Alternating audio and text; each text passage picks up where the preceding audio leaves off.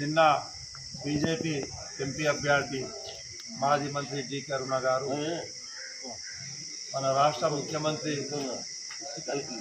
Revanth Reddy sir పైన విమర్శించడం జరిగింది.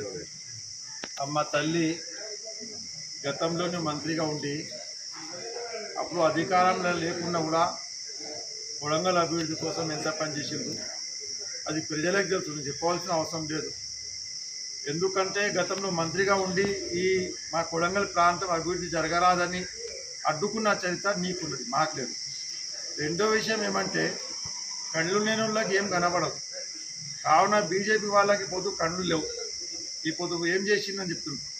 దా నువ్వు వస్తావా, లేకుంటే ఇంకెవరన్నా మనుషులు వస్తారా, లేక లోకల్ అని బీజేపీ నాయకులు ఎవరు వస్తారా?